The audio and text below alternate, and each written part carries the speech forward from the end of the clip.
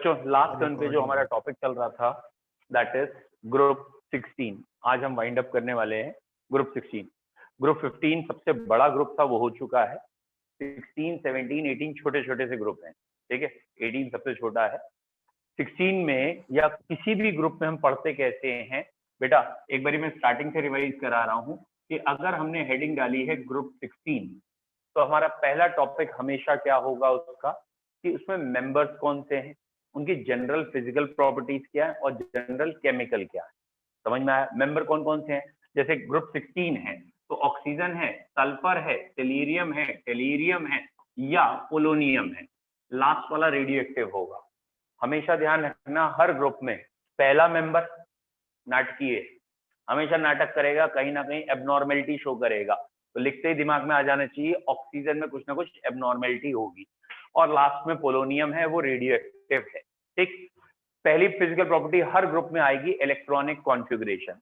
जैसे यहाँ का इलेक्ट्रॉनिक कॉन्फ़िगरेशन NS2NP4 है, तो ये आउटर मोस्ट कॉन्फ़िगरेशन है। S में 2 है, P में 4 है, ठीक है, कोई डाउट? अब P में अगर 4 इलेक्ट्रॉन है तो दिमाग में लगा लेना कि 2 अनपेयर है, क्योंकि P ऑर्बिटल जो होता है वो SEP सबशेल है और ये P ऑर्बिटल्स में इलेक्ट्रॉन, तो ये 2 अनपेयर दिख रहे हैं। तो स्टार्टिंग से ध्यान रखना है कि ग्राउंड स्टेट में यहाँ 2 अनपेयर दिख रहे हैं और ऑक्सीजन में d ऑर्बिटल नहीं है, बाकी में d ऑर्बिटल है, तो ये इलेक्ट्रॉन आगे चला गया तो 4 अनपेयर, ये आगे चले गए तो 6 अनपेयर। मतलब शुरुआत से ही ऑक्सीजन की कमियां दिखने लगेंगी, है ना, कूद के पैर पालने में या ऐसा कुछ होता है।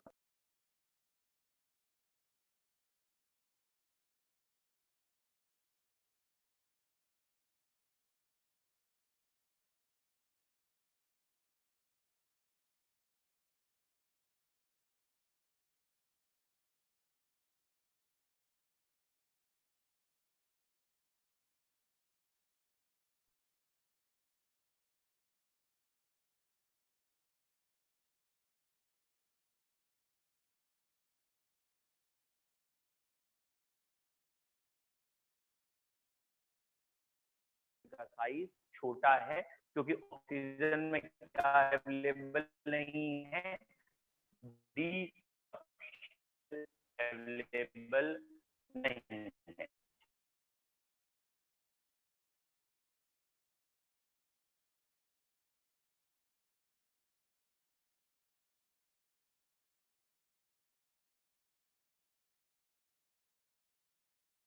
बढ़ेगा, ऑक्सीजन का कुछ जरूरत से ज्यादा छोटा है और नीचे के मेंबर में साइज बढ़ रहा है। तो ऑल क्लियर।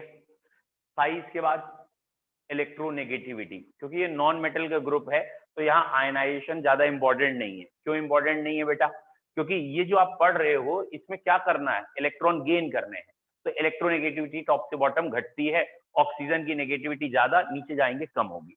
मेनली ऑक्सीजन है, ऑक्सीजन के बाद सल्फर में डिक्रीज और डिक्रीज के बाद ऑलमोस्ट सबके आसपास ही है, मतलब स्लाइट डिक्रीज है, यहाँ से यहाँ डिक्रीज ज्यादा है। Oxygen is second most electronegative element of periodic table. पूरी पीरियोडिक टेबल में सेकंड मोस्ट इलेक्ट्रोनेगेटिव ऑक्सीजन है, फर्स्ट फ्लोरीन है, और बाकी मेंबर में ये आ गया। अब इस ग्रुप के जो स्पेशल 2-3 पॉइंट्स है, जैसे इलेक्ट्रॉन गेन एंथैल्पी, इलेक्ट्रॉन लेगा हीट छोड़ेगा, इसे कहते हैं इलेक्ट्रॉन गेन एंथैल्पी। बताओ भैया, इलेक्ट्रॉन गेन एंथैल्पी में एक जनरल पॉइंट तो यही है, टॉप से बॉटम इलेक्ट्रॉन गेन एंथैल्पी कम होती है। क्लियर है? टॉप से bottom electron gain enthalpy decrease होती है या कम होती है, ठीक। लेकिन इस ग्रुप में कोई एक्सेप्शन नहीं याद आता है, इन जनरल आपको याद नहीं आता। ऑक्सीजन और सल्फर में एक्सेप्शन है, ऑक्सीजन की इलेक्ट्रॉन गेन एंथैल्पी होनी चाहिए सबसे कम, ठीक है। सॉरी, ऑक्सीजन टॉप से बॉटम इलेक्ट्रॉन गेन एंथैल्पी घटती है, ऑक्सीजन की होनी चाहिए सबसे ज्यादा, सॉरी होनी चाहिए ज्यादा, लेकिन होती है सल्फर की ज्यादा। तो ऑक्सीजन उतनी स्पीड से इलेक्ट्रॉन नहीं लेता जितनी स्पीड से सल्फर लेता है। कारण क्या है? कारण क्या है बेटा? हर ग्रुप में, या ये कहें ग्रुप 15, 16, 17 तीनों में ही उल्टा है। नाइट्रोजन और फास्फोरस में फास्फोरस ज्यादा है, ऑक्सीजन सल्फर सल्फर ज्यादा है, क्लोरीन क्लोरीन में क्लोरीन ज्यादा है, तीनों में ही उल्टा है। और रीजन है यहाँ एक्सेसिव स्मॉल साइज है, डी सबशेल नहीं है, इलेक्ट्रॉन इलेक्ट्रॉन रिपल्शन होता है और इसीलिए नया इलेक्ट्रॉन गेन नहीं हो पाता, ठीक है। इतना फॉर्मली गेन नहीं हो पाता इसलिए इलेक्ट्रॉन गेन एंथैल्पी ऑक्सीजन की क्या है, कम है। ठीक है, ऐसे ही बेटा एक दो एक्सेप्शन और हैं, जैसे पाई बॉन्ड कौन आसानी से बना लेता है, तो आंसर है पाई बॉन्ड ऑक्सीजन बना लेता है ड्यू टू स्मॉल साइज। बाकी मेंबर पाई बॉन्ड इजिली नहीं बनाते ड्यू टू बिगर साइज। ठीक है बेटा, नेक्स्ट पॉइंट। अब ये पॉइंट किसे किसे याद है चेक करते हैं। ऑक्सीजन ऑक्सीजन में एक सिंगल बॉन्ड है, सल्फर सल्फर में सिंगल बॉन्ड है, which has more bond energy. Single bond की बॉन्ड एनर्जी कितनी ज्यादा है? वेरी गुड, बिल्कुल सही है बेटा, सही है आपका आंसर। सल्फर की बॉन्ड एनर्जी ऑक्सीजन से ज्यादा है। कारण क्या है? ऑक्सीजन का due to small size lone pair बहुत पास में आके रिपेल करते हैं, और यही फॉस्फोरस में भी था, नाइट्रोजन और फॉस्फोरस में भी था, और यही फ्लोरीन और क्लोरीन में भी होगा। फ्लोरीन की बॉन्ड एनर्जी कम होगी और क्लोरीन की ज्यादा होगी सिंगल बॉन्ड। क्लियर है? एग्जामिनर इससे घुमा के क्वेश्चन पूछ लेगा, बता बेटा ऑक्सीजन और सल्फर किसमें कैटिनेशन ज्यादा है? कैटिनेशन किसमें ज्यादा है? Very good. और कैटिनेशन का रीजन होता है self linking between single bond की एनर्जी से। तो सल्फर की कैटिनेशन ज्यादा है, ऑक्सीजन की कैटिनेशन कम है। ऑक्सीजन में आपको पता है ओजोन तक ही तो बनता है, O2 O3 बस, जबकि सल्फर में H8 तक बन जाता है। डन। तो ये वाली प्रॉपर्टीज हमें हर ग्रुप में पहले पढ़नी होगी कि मेटेलिक कैरेक्टर क्या है, आयनाइजेशन क्या है, इलेक्ट्रॉन गेन एंथैल्पी, ये कहलाएंगे फिजिकल प्रॉपर्टी। फिर केमिकल आएंगी। एनसीईआरटी ने केमिकल में पहली प्रॉपर्टी दे रखी है वैलेंसी। तो यहाँ -2 +2 +4 +6 वैलेंसी होती है। तो -2 माइनस मतलब इलेक्ट्रॉन लेने की टेंडेंसी, तो लेने के लिए हमने वर्ड माइनस यूज किया है। तो इलेक्ट्रॉन लेने की टेंडेंसी कहला रही है आपकी नेगेटिव ऑक्सीडेशन स्टेट या -2 वैलेंसी। तो इलेक्ट्रॉन कौन जल्दी लेगा, ऑक्सीजन या नीचे के मेंबर? कॉमन सेंस है, जिसका साइज छोटा वो इलेक्ट्रॉन लेगा। तो -2 ऑक्सीडेशन स्टेट सबसे ज्यादा स्टेबल किसके लिए है? ऑक्सीजन के लिए है। और नीचे जाएंगे तो नेगेटिव ऑक्सीडेशन स्टेट की स्टेबिलिटी क्या हो जाएगी? कम हो जाएगी। बोलो क्लियर है अब यहां तक? ठीक है। फिर अगर हम +4 +6 की बात करें, ठीक है, +6 अगर आपको याद हो इनर्ट पेयर इफेक्ट लगता है, और इनर्ट पेयर की वजह से नीचे जाते समय +6 की स्टेबिलिटी कम हो जाएगी, यानी S वाला जो इलेक्ट्रॉन पेयर है वो नहीं निकलेगा, इसलिए उसकी स्टेबिलिटी कम है। तो +6 की भी स्टेबिलिटी नीचे जाते समय कम, ये याद रखना है। ऑक्सीजन क्या कभी प्लस में शो करता है ऑक्सीडेशन स्टेट? तो उसका आंसर है जब भी ऑक्सीजन F यानी फ्लोरीन से डायरेक्टली जुड़ा होगा। तो बेटा जब फ्लोरीन से जुड़ा होगा, फ्लोरीन तो ऑक्सीजन से भी ज्यादा नेगेटिव है, तो ऑक्सीजन का प्लस में आएगा।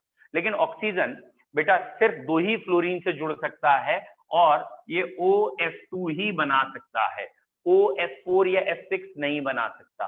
कोई बच्चा बताएगा? ऑक्सीजन, कोई नहीं, जिससे पूछूं वही बोले, बोल बेटा।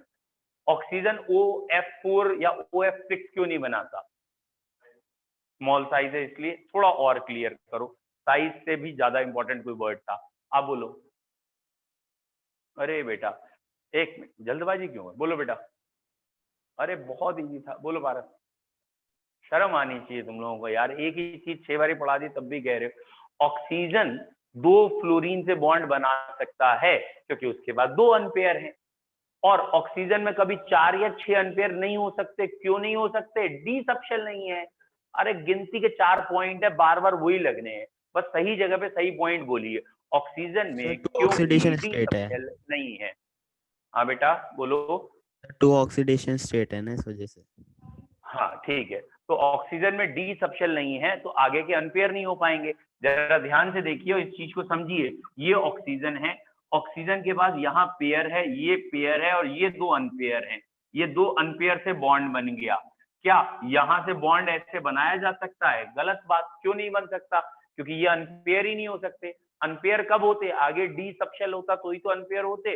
तो ऑक्सीजन का OF4 या OF6 नहीं बनता है क्योंकि ऑक्सीजन में डी सबशेल नहीं।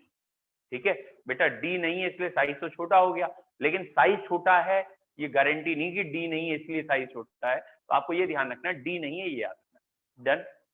अब इसके बाद 3 कैरेक्टर हर चैप्टर में पढ़ते हैं, हाइड्राइड, हैलाइड, ऑक्साइड। तो अगर हम कहें इस ग्रुप में ऑक्साइड कैसे हैं, तो इस ग्रुप के एलिमेंट को ई मान लो, और इस ग्रुप में 2 तरह के ऑक्साइड होते हैं, EO2 EO3। क्योंकि ऑक्सीजन भी यहीं का मेंबर है तो ऑक्सीजन को बख्श दो, छोड़ दो, आगे के देखो मेंबर, यानी सल्फर। तो बेटा सल्फर का ऑक्साइड क्या हो गया? SO2 और SO3। ठीक है, तो ऑक्साइड का एक पॉइंट याद रखिए, मोर द ऑक्सीडेशन स्टेट, जितनी ऑक्सीडेशन स्टेट ऑक्साइड की ज्यादा होती है, मोर द एसिडिक कैरेक्टर, जितनी ऑक्सीडेशन स्टेट होती है एसिडिक ज्यादा है, तो इन दोनों में ये ज्यादा एसिडिक है। यानी ये दोनों अगर पानी में डिसॉल्व करोगे, ये सल्फ्यूरस एसिड बनाएगा, ये सल्फ्यूरिक एसिड स्ट्रॉन्गर एसिड बनेगा। तो more the oxidation state, more the covalent character, जितनी ऑक्सीडेशन स्टेट ज्यादा होती है उतना कोवलेंट ज्यादा होता है, और जितनी ऑक्सीडेशन स्टेट ज्यादा होती है उतना एसिडिक ज्यादा होता है। तो आपको ये पॉइंट याद रखना है, इसमें दो ऑक्साइड हैं, EO2 EO3। EO2 और EO3 में और क्या अंतर है आपस में?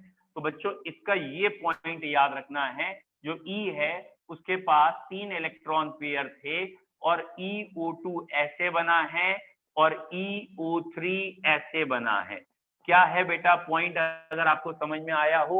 दोनों ही केस में बेटा sp2 हाइब्रिडाइजेशन है, एक लोन पेयर दो सिग्मा, सिग्मा और लोन पेयर गिनते हैं, ये एक लोन पेयर है, ये सिग्मा है, ये सिग्मा, दो सिग्मा एक लोन पेयर, इनका एडिशन हाइब्रिडाइजेशन होती है।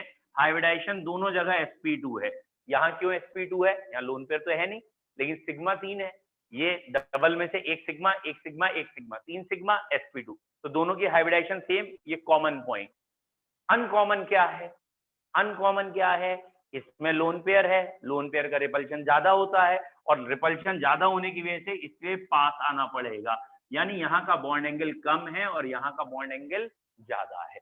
तो SO2 SO3 में अगर कोई अंतर पूछेगा तो दो अंतर आप पहले पढ़ चुके, क्या कि ये लेस कोवलेंट, ये मोर कोवलेंट, ये लेस एसिडिक ऑक्साइड, ये मोर ऑक्सीडिक एसिडिक ऑक्साइड। और तीसरा अंतर या सिमिलैरिटी, दोनों में sp2 हाइब्रिडाइजेशन, इसका बॉन्ड एंगल कम है, इसका बॉन्ड एंगल ज्यादा है। तो यहाँ बॉन्ड एंगल कम क्यों है? क्योंकि लोन पेयर है, lone pair bond pair repulsion.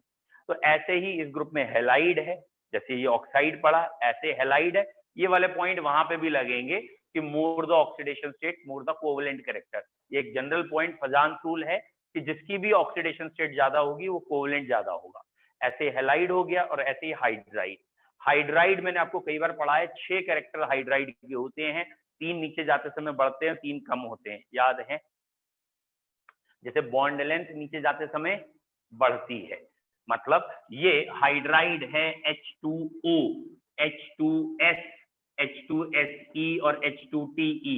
तो बेटा ये H और O की बॉन्ड लेंथ है, और यहाँ H और S की बॉन्ड लेंथ है। तो कॉमन सेंस है, नीचे जाएंगे तो ऑक्सीजन के मुकाबले सल्फर बड़ा और बड़ा, साइज बढ़ेगा तो बॉन्ड लेंथ बढ़ेगी, और अगर बेटा बॉन्ड लेंथ बढ़ गई, कॉमन सेंस, बॉन्ड एनर्जी कम हो गई, यानी यहाँ बॉन्ड तोड़ना मुश्किल है। तो वाटर इस ग्रुप का लीस्ट एसिडिक होगा, और नीचे वाले मेंबर ज्यादा एसिडिक होंगे। तो ऑब्जेक्टिव क्वेश्चंस के लिए तैयार रहिएगा कि एसिडिक कैरेक्टर क्या होगा, नीचे जाते समय बढ़ेगा।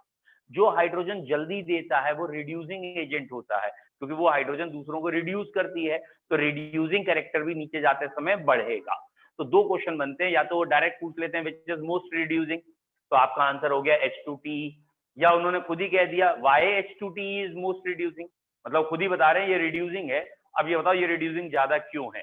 तो अब आप आंसर कहेंगे the bond dissociation enthalpy of H2TE is minimum, जब बॉन्ड तोड़ने की एनर्जी सबसे कम है, देयरफॉर इट रिलीजेस हाइड्रोजन, ये हाइड्रोजन छोड़ेगा, और जो भी हाइड्रोजन छोड़ता है उसका अपना ऑक्सीडेशन होता है और रिड्यूसिंग एजेंट होता है, तो therefore it's reducing character is. बोलो बच्चों, कोई डाउट? क्लियर है? ये सारे कैरेक्टर क्लियर हैं? ठीक है, बस बॉइलिंग पॉइंट में एक जरूर ध्यान रखिएगा, बॉइलिंग पॉइंट नीचे जाते समय बढ़ता है, ठीक है, बॉइलिंग पॉइंट बढ़ना चाहिए। वाटर का बॉइलिंग पॉइंट सबसे कम होना चाहिए हाइड्राइड में, लेकिन वाटर का बॉइलिंग पॉइंट सबसे ज्यादा है। अब चेक करो, आपको इतना पता है H2S नेचर में किस फॉर्म में है, सॉलिड, लिक्विड या गैस, और H2O लिक्विड फॉर्म में, वाटर फॉर्म में, तो लिक्विड फॉर्म में है। जो बेटा हैवी है वो है H2S, वो गैस है, और जो लाइट है वो लिक्विड है। उल्टा हो रहा है, वंडरवॉल फोर्सेस के हिसाब से तो H2S भारी है, तो इसमें वंडरवॉल फोर्स ज्यादा होने चाहिए, और अगर ये गैस है तो पिछले को भी गैस होना चाहिए था, लेकिन है उल्टा, जो हल्का है वो लिक्विड है, जो भारी है वो गैस है। और इसके पीछे एक रीजन दिया गया है, एक बॉन्ड नाम दे दिया गया है हाइड्रोजन बॉन्ड।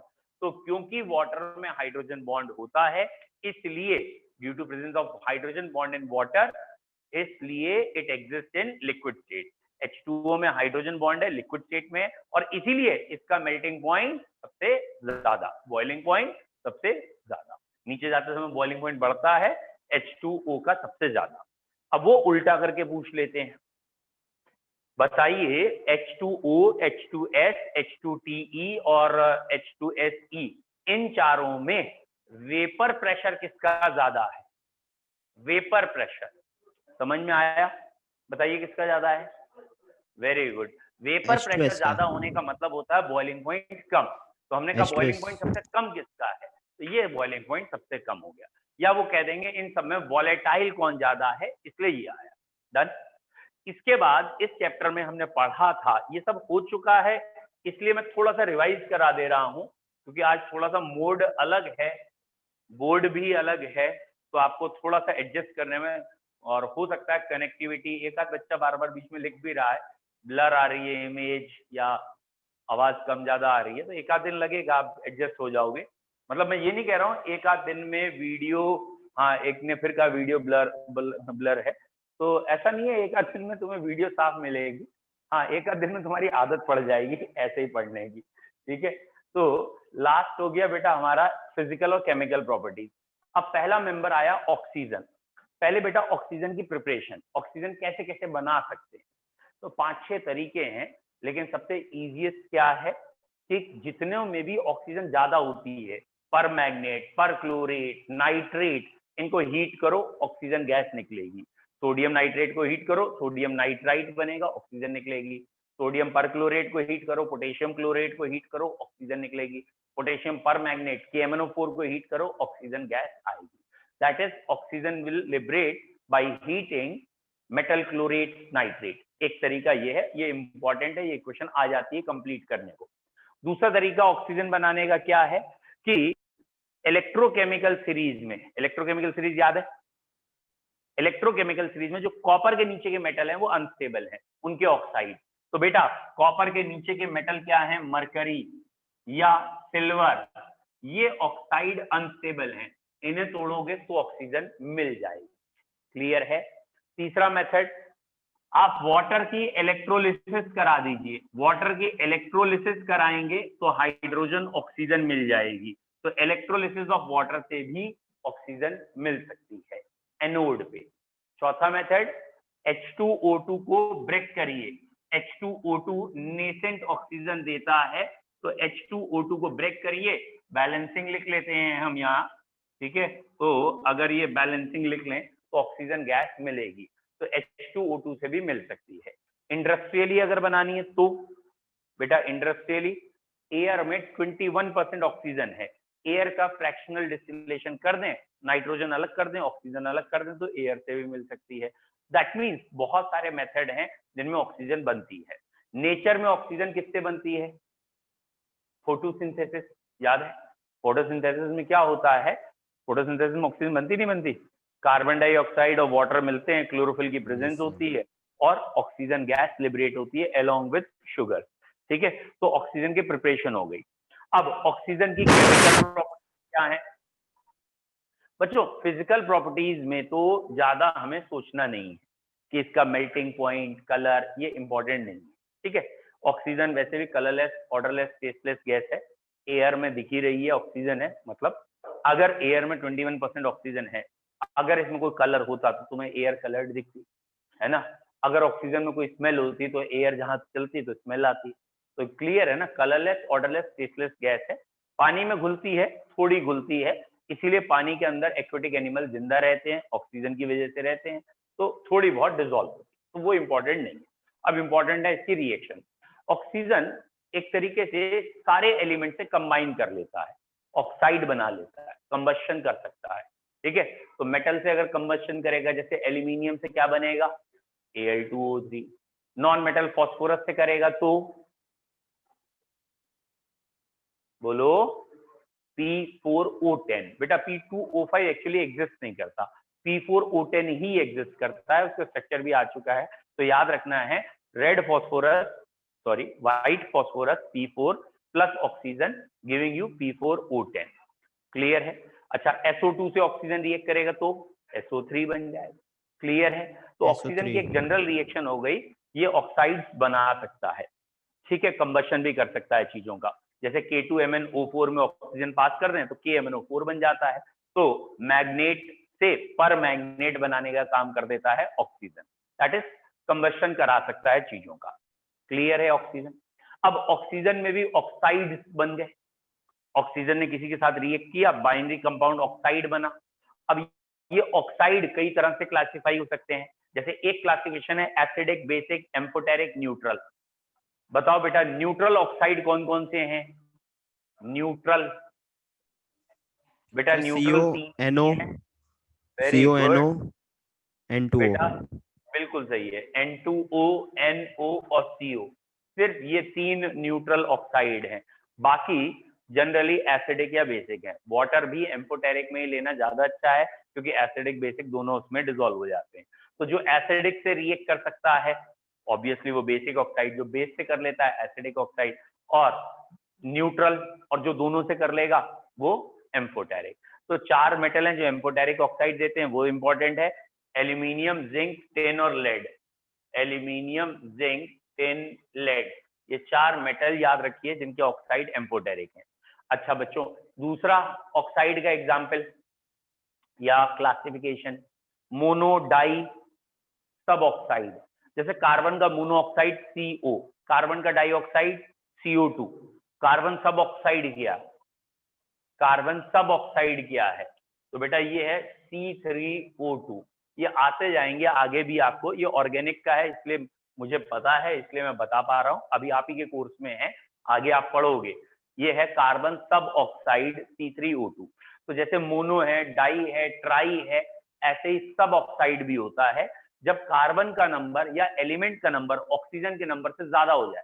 तो अगर ये दोनों 1-1 होते तो मोनो, ये 1 और ये 2 तो डाई, ये 1 और ये 3 तो ट्राई, याद आ गया, SO3, SO2 ऐसे, और ये 1 और ये 1 से भी कम है, तो ऐसे ऑक्साइड यूजुअली क्या कहलाते हैं? सब ऑक्साइड। तो ये कार्बन का सब ऑक्साइड बन गया। फिलहाल ऑक्साइड पहचानने हमें आ गए, ठीक है। बताओ बेटा क्या मेटल के ऑक्साइड एसिडिक हो सकते हैं? वेरी बैड, पढ़ते नहीं है बिल्कुल। बता बेटा मेटल के ऑक्साइड हो सकते हैं पक्का? बेटा ये कभी मत सोचना मैंने उससे कह दिया वेरी बैड तो इसका मतलब हमें आंसर बदलना, ठीक है, क्योंकि गलतियां होंगी। बताओ बेटा मेटल के ऑक्साइड एसिडिक होते हैं? कौन सा?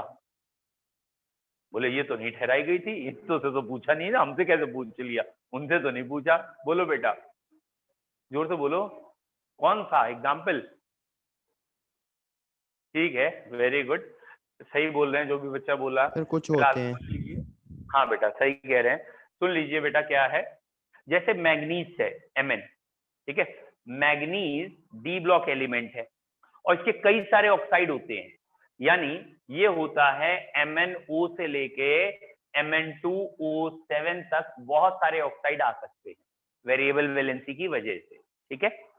अच्छा पहला पॉइंट जो आपके दिमाग में है वो बिल्कुल सही है कि मेटल के ऑक्साइड अधिकतर बेसिक होते हैं, जैसे NaOH KOH बन जाता है ना, Na2O ऑक्साइड पानी में घुला NaOH KOH, तो वो ऑक्साइड जो पानी में बेस बनाते हैं वो बेसिक होते हैं, तो मेटल के ऑक्साइड बेसिक होते हैं। तो इन जनरल मेटल बेसिक बनाता है, सही है, ठीक है। नॉन मेटल एसिडिक ऑक्साइड बनाते हैं, ठीक, क्लोरीन के ऑक्साइड, सल्फर के ऑक्साइड वो एसिडिक होंगे, मेटल के ऑक्साइड बेसिक, ये है जनरल। अब ये मैग्नीज है, क्रोमियम है, डी ब्लॉक में आपने पढ़ा है, जब तक ये कम ऑक्सीडेशन स्टेट में होते हैं तो ये मेटल की तरह बिहेव करते हैं, और मेटल की तरह बिहेव कर रहे हैं तो इनके ऑक्साइड बेसिक है। जैसे ही ये मिड ऑक्सीडेशन स्टेट तक आते हैं तो ये एम्फोटेरिक हो जाते हैं, और फाइनली आगे चल के ये एसिडिक भी हो सकते हैं। जैसे क्रोमियम +6 में एसिडिक ऑक्साइड बनाता है, ऐसे ही मैग्नीज +7 में एसिडिक है, बीच की ऑक्सीडेशन 4, 5 इतने में एम्फोटेरिक है, ये एम्फोटेरिक वर्ड कहा है, और कम ऑक्सीडेशन स्टेट में ये ऑक्साइड कैसे होंगे? बेसिक। बोलो बच्चों क्लियर है? तो ये ध्यान रखिएगा मेटल के ऑक्साइड एसिडिक हो सकते हैं, ठीक है, क्लियर है। और ये ऑक्सीडेशन नंबर का खेल है, more the oxidation number more the acidic character. तो कम ऑक्सीडेशन नंबर में बेसिक है और हाई ऑक्सीडेशन नंबर में एसिडिक है। बोलो क्लियर है ऑक्साइड।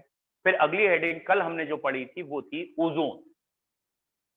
ओजोन, तो पहला पॉइंट ओजोन का जनरल पॉइंट, ये एयर में अपर एटमॉस्फेयर में पाई जाती है, ठीक है। और अपर एटमॉस्फेयर में हमारे मतलब जो सन से अल्ट्रावायलेट रेज आ रही हैं उन्हें रोकने का काम कर रही है। अगर ओजोन लेयर नहीं होती तो अल्ट्रावायलेट रेज आ जाती और हमें निपटा लेती, ठीक है। तो हमें बचा रही है अल्ट्रावायलेट रेज से जो हमारे लिए हार्मफुल है, ठीक। सेकेंड पॉइंट, ओजोन वहां बनी कैसे अपर एटमॉस्फेयर में? तो भैया अपर एटमॉस्फेयर में जो ऑक्सीजन थी वो ओजोन में चेंज हो रही है, तो वहां जो O2 प्रेजेंट है उसी से O3 बन रही है। ऑब्वियसली सन से लाइट आ रही है या एनर्जी आ रही है उससे ब्रेक होके बन रही है। हम लैब में ओजोन कैसे बना सकते हैं? तो आपको याद होगा साइलेंट इलेक्ट्रिक है, हाँ, और उसमें हम साइलेंट इलेक्ट्रिक डिस्चार्ज पास करते हैं, ठीक है। कल हमने ये वर्ड पढ़ा था। साइलेंट का बेसिक मतलब एक दो बच्चों ने पूछा भी था, वैसे मैंने कल भी क्लियर किया था, there should not be any spark, बहुत ज्यादा स्पार्क या ऐसी चीजें नहीं होनी चाहिए जिससे कि ये वापस टूट ना जाए। तो ये ओजोन अनस्टेबल है, ये वापस इसमें चला जाएगा अगर स्पार्किंग या एक्सप्लोसिव नेचर जरा सा भी मिल जाएगा। तो एक स्लो करंट जिसे कह सकते हैं, लो वोल्टेज कह सकते हैं, उससे ये फॉर्म हो रही है। तो ऑक्सीजन से ओजोन बनती है, प्रोसेस का नाम है साइमंस ओजोनाइजर, और बेसिकली ये ऐसे करके कुछ एपरेटस है, लेकिन एनसीईआरटी में नहीं है तो नहीं आएगा, ठीक है। यहाँ से ऑक्सीजन पास करते हैं, फिर ओजोन मिलती है, यहाँ इलेक्ट्रिक डिस्चार्ज है। तो बेसिक प्रोसेस क्या है उसे सोचो। प्रोसेस क्या है कि ये जो O2 है ये O एंड O में चेंज हुआ और फिर O2 से O जुड़ गया और O3 बन गया, ये प्रोसेस है। तो बेसिकली इलेक्ट्रिक डिस्चार्ज का काम क्या है? वो O2 के एटम या मॉलिक्यूल को एटम्स में अलग कर रहा है और फिर एक O आके जुड़ गया जब O2 से, और यहाँ पे भी सिर्फ 10% एफिशिएंसी होती है। मतलब 100 मॉलिक्यूल आपने अगर यहाँ से भेजे हैं ऑक्सीजन के तो 10 मॉलिक्यूल तो बना पाएंगे, बाकी 90 मॉलिक्यूल नहीं बनाते। दैट इज इसकी एफिशिएंसी कम है। इसकी एफिशिएंसी कम होने का मेन रीजन है कि ये जो ओजोन का फॉर्मेशन है ये एंडोथर्मिक है। बेटा अगर किसी का भी एंथैल्पी ऑफ फॉर्मेशन एंडोथर्मिक हो तो वो कहलाता है एंडोथर्मिक कंपाउंड। तो याद रखना, एक ऑब्जेक्टिव लेवल के क्वेश्चन के लिए क्या ओजोन एंडोथर्मिक कंपाउंड है? फिर से सुनो, what are endothermic compound? Those compound whose heat of formation is positive। मतलब जब वो अपने एलिमेंट से कंपाउंड बनेगा तो हीट एब्जॉर्ब होगी, ऐसा कंपाउंड कहलाता है एंडोथर्मिक कंपाउंड। तो ozone is A endothermic compound, क्योंकि जब ये ऑक्सीजन, इसका एलिमेंट तो ऑक्सीजन ही है, ऑक्सीजन से ओजोन बनाया जाता है तो हीट एब्जॉर्ब होती है, इसलिए ये एक एंडोथर्मिक कंपाउंड है। यहां तक क्लियर है? बोलो कहां बन रहा है? अभी देख लेंगे, लिख के आएगा। अभी तो तुम्हें बता दिया endothermic compound are less stable. Endothermic का मतलब क्या है? उनकी एनर्जी ज्यादा है, और अगर एनर्जी ज्यादा है तो स्टेबिलिटी कम है। चलिए अगले पॉइंट में देख लीजिए। वैसे ये बहुत सिंपल और कॉमन पॉइंट है, अभी आपको अपने आप दिख जाना चाहिए, और ये एग्जाम में भी आता है। क्या है पॉइंट? कि ये जो ओजोन है ये टिकती क्यों नहीं, ये निपट क्यों लेती है? ऑक्सीजन में तुरंत टूट जाती है, काहे? तो ये जो ओजोन है ये आसानी से ऑक्सीजन में निपट लेती है। इसका रीजन है कि ये वाली अनस्टेबल है रिएक्शन सर ये। एक तो एक्सोथर्मिक है, ठीक है, ये वाली रिएक्शन एक तो एक्सोथर्मिक है, और दूसरा इस रिएक्शन में मोल्स बढ़ रहे हैं। और बेटा मोल्स बढ़ने को हम कह सकते हैं एंट्रोपी बढ़ रही है। क्या बढ़ रही है? एंट्रोपी यानी रैंडमनेस। और ये एक हमारा थर्मोडायनेमिक फैक्टर है जिसका नाम है Gibbs free energy. Basically 11th standard में ये पढ़ा जाता है कि Gibbs free energy is the guiding factor for a reaction. Reaction का गाइड यही है, मतलब अगर गिब्स फ्री एनर्जी नेगेटिव होगी तो रिएक्शन चलेगी, और अगर ये पॉजिटिव हो गई तो रिएक्शन नॉन स्पॉन्टेनियस है, नहीं चलेगी। तो क्योंकि ओजोन से ऑक्सीजन बनना नेगेटिव है, ठीक है, और इसकी एंट्रोपी बढ़ रही है तो प्लस में y है, चेंज इन एंट्रोपी को y कह दिया। जैसे ही ब्रैकेट ओपन करेंगे तो ये भी माइनस में और ये भी माइनस में, यानी ये -x ये -y, फिलहाल आंसर माइनस में ही आएगा। तुम आंसर या टेम्परेचर कुछ भी रख लो। और अगर ये प्रोसेस या इसका डेल्टा जी नेगेटिव है, बेटा केमिस्ट्री में जिस भी रिएक्शन का डेल्टा जी नेगेटिव होता है वो स्पॉन्टेनियस होती है, मोमेंट्री अपने आप हो जाती है, तो ये रिएक्शन अपने आप होगी। तो आप कह सकते हैं, जैसे एक बच्चे ने अभी कहा भी था, ठीक है, ऑनलाइन में, कि ओजोन इज ए अनस्टेबल, लेकिन ये आधा सेंटेंस है, आपको क्या कहना चाहिए? It is thermodynamically unstable.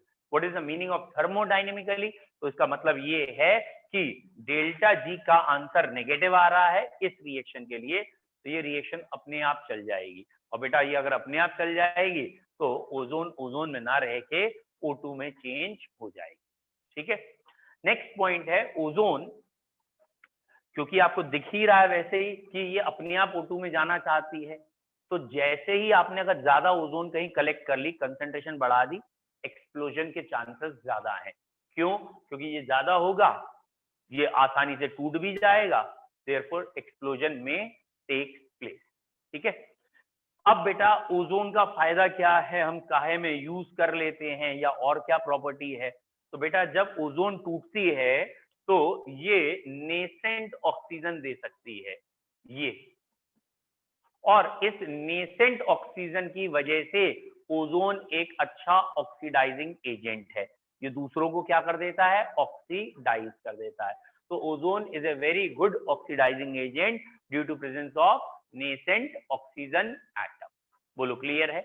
ये करता क्या है कि के आई से मैंने आयोडाइड लिखा है, उस पे अगर ओजोन पास कर दें, ठीक है, तो ये in presence of water and basic medium है शायद, तो ये चेंज होके I2 बन जाएगा।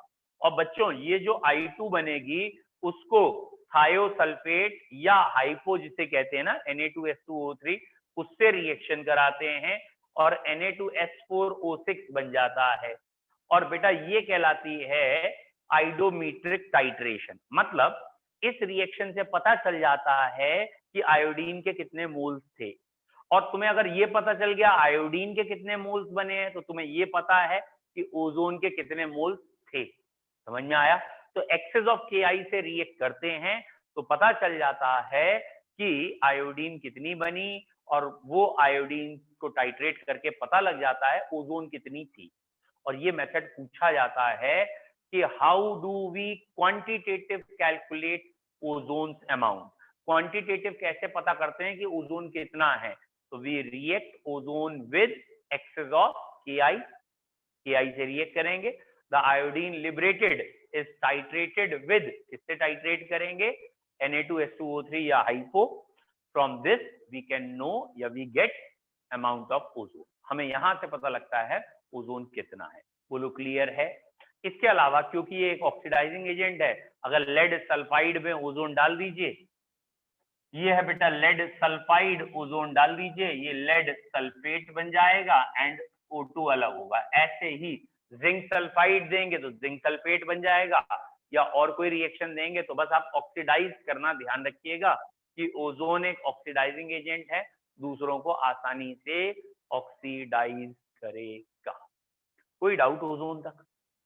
नेक्स्ट, अगली हेडिंग जो आज की हमारी है वैसे, दैट इज सल्फर। ठीक है, अब हम इस चैप्टर में लास्ट पड़ाव पे आ गए हैं, सल्फर।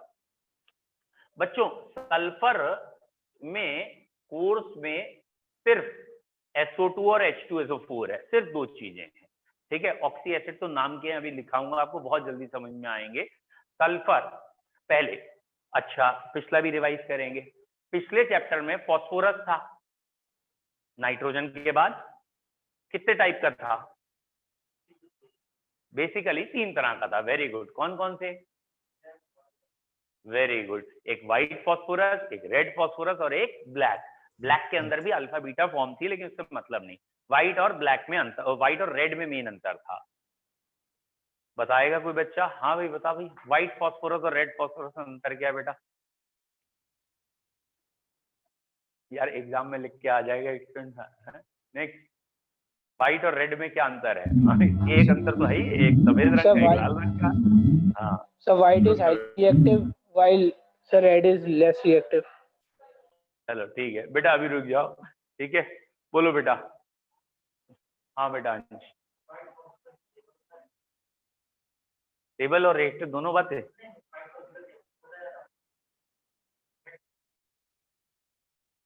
उसे बोलने की जरूरत क्या थी? रेड को, अगर व्हाइट ज्यादा रिएक्टिव है तो रेड अपने आप। मैंने आपको एक वर्ड बताया था, W फॉर PCR। जब मैंने एक शॉर्टकट दिया था आपको उसका यूज करना चाहिए। हाँ तो मैंने आपको ये कहा था W फॉर PCR। W का मतलब व्हाइट, फॉर का मतलब 4 एटम जुड़े होते हैं, P4 में एग्जिस्ट करेगा, पॉइजनस होता है, ये कार्बन डाइसल्फाइड में घुलता है और केमी ल्यूमिनेसेंस शो करता है, and it is highly reactive, ये ऑक्सीजन से रिएक्ट करके P4O10 बना लेता है। तो एक शॉर्टकट बनाया था और ऐसे ही रिवाइज करेंगे P ब्लॉक को, अदरवाइज P ब्लॉक आपको एग्जाम तक याद नहीं रहेगा। आप बार बार इसे रिवाइज करिए तब याद रहेगा। अब सल्फर के बारे में बात करते हैं। सल्फर में बेटा 2 फॉर्म होती है, एक कहलाती है रोम्बिक और एक कहलाती है मोनोक्लिनिक। दोनों ही S8 में एग्जिस्ट करते हैं, रोम्बिक और मोनोक्लिनिक। ठीक है, दोनों का एग्जिस्टेंस थोड़ा थोड़ा अलग है, मतलब जो स्ट्रक्चर बनेगा, पुकर्ड रिंग बनेगी, वो रिंग थोड़ी बहुत अलग हो सकती है, लेकिन दोनों हैं S8 में ऐसे। इस रिंग को अगर आपको याद हो तो इसे पुकर्ड रिंग कहते हैं, ये S8 है। लेकिन यहाँ जो क्वेश्चन आता है वो एक ही आता है, ट्रांजिशन टेम्परेचर। यही क्वेश्चन इसका मेन है, TT या ट्रांजिशन टेम्परेचर। तो सल्फर का ट्रांजिशन टेम्परेचर कितना है? रोम्बिक और मोनोक्लिनिक जो बच्चे सॉलिड स्टेट पढ़ चुके हैं उन्हें समझ में आ गया होगा। रोम्बिक एक वैरायटी थी रोम्बस, जिन्होंने सॉलिड स्टेट पढ़ा उन्हें याद होगा, A equal to B equal to C, alpha equal to beta equal to gamma, not equal to 90। अब बताओ मोनोक्लिनिक क्या था? हाँ अरे बहुत बढ़िया, वेरी गुड। तीनों साइड अनइक्वल, 2 एंगल 90, एक 90 ना होना मोनोक्लिनिक है। क्लियर? तो अब आपको दिमाग में चल जाएगा, दोनों में S8 है, फिर भी अंतर है। क्या अंतर है? अरे जो अरेंजमेंट है उसमें एंगल और साइड लेंथ का अंतर है। एटम 8-8 ही जुड़े हैं, लेकिन रोम्बिक और मोनोक्लिनिक क्रिस्टल्स होते हैं वैसे हैं। नाउ अगला पॉइंट क्या है? Transition temperature. बेटा इसका ट्रांजिशन टेम्परेचर है नियरली 369 या 96 डिग्री सेंटीग्रेड। 96 डिग्री सेंटीग्रेड मतलब अगर 96 पे देखें तो दोनों एक साथ मौजूद हैं, दोनों की दोनों एग्जिस्ट करेंगे। बट 96 से अगर कम टेम्परेचर है तो ये एग्जिस्ट करेगा, और अगर 96 से ज्यादा टेम्परेचर है तो ये एग्जिस्ट करेगा। ठीक है, और इस टेम्परेचर पे एक दूसरे में इंटरचेंज हो रहे होते हैं, बदलाव हो रहा होता है, तो इस फॉर्म को कह देते हैं या इस टेम्परेचर को कह देते हैं ट्रांजिशन टेम्परेचर। वेरी इंपॉर्टेंट, बहुत पूछा जाता है कि ट्रांजिशन टेम्परेचर बता दो सल्फर का कितना है। ठीक है बच्चों, ठीक है, एक मिनट जरा सर बुला रहे हैं, मैं सर से मिल लूं।